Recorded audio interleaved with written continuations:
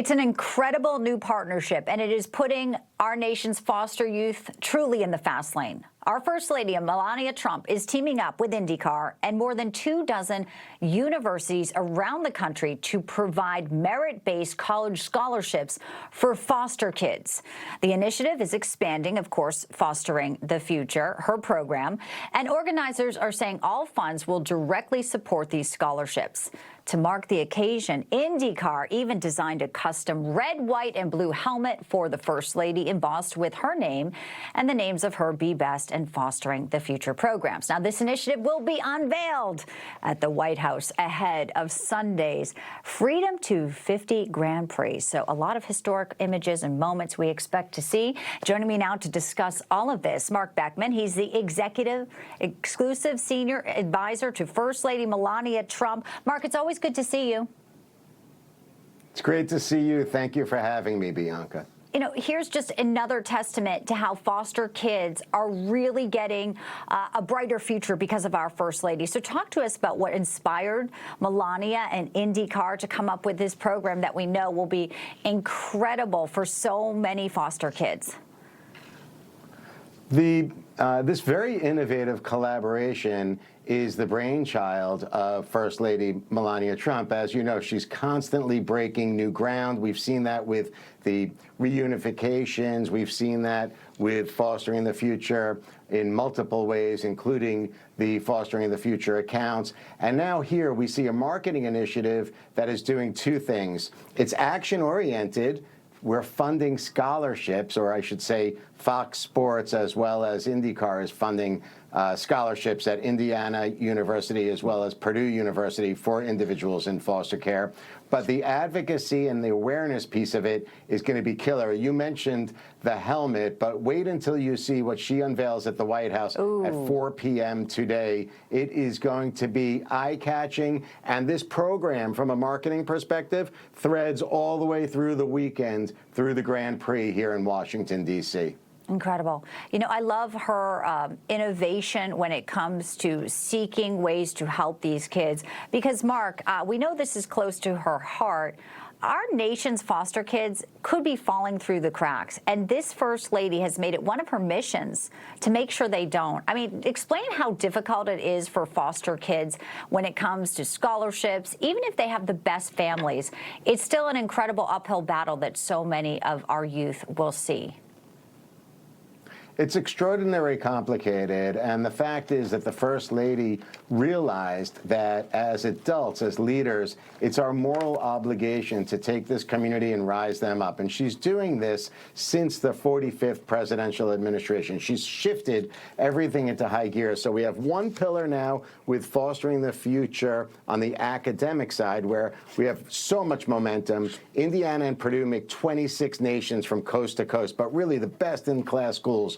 Georgia, LSU, Wisconsin, North Carolina, South Carolina, Gainesville, Miami. But on the other side, we have the pillar of the Fostering the Future accounts, which for the first time in history, because of First Lady Melania Trump, individuals now have the ability to own an asset, a savings and investment asset that they can access when they reach adulthood and use for whatever they want. Health care, education, housing, start a new business. It's their money. It's their asset. So it's an incredible moment in time for our First Lady, and we'll continue to see innovative initiatives to not raise awareness, but raise awareness and make positive impact for this community. Yeah, this is real tangible things. You also mentioned there that there's this moral obligation, and her care for not just children here in the nation, but around the world is really remarkable. And again, we have some news to share. First Lady Melania Trump has reunited another child after being displaced from the Russia-Ukraine war. I mean, Marc, this is now 34 individuals since her initiative just a year ago, that peace letter to Vladimir Putin, and this is the 6th round of this. So talk to us about what this means, her soft power, her back-channeling diplomatic influence, and how much bigger this can go as, of course, everyone prays that there is an end to the fighting. The First Lady is hard at work. You have to understand, Bianca, you and your audience should realize it takes so much time to set these programs up. Every reunification, what we're doing for the foster care children in America, it takes time over and over and over again. As it relates to the situation in Ukraine, Russia, it's time for someone to acknowledge the type of humanitarian work that this First Lady is doing. It has never been done by a modern First Lady in history. These are 34 human lives that she is basically putting together with their families. They haven't seen them before. So just on Monday, we had this sixth reunification, and it's incredible. She's working directly with the leadership at the Russian side as well as the Ukrainian side. Incredible. You know her perhaps better than most people. You've had a long relationship with her. And while we don't outwardly see her as often as maybe some hope, but there is so much behind the scenes happening. Just share with us as we go into, the next few months here. It is back to school time, and it is also going to be holiday time here. What you think we can be expecting from our First Lady is, as you mentioned, it is foster kids. It is also, of course, all the work she's doing that really is unprecedented, Mark.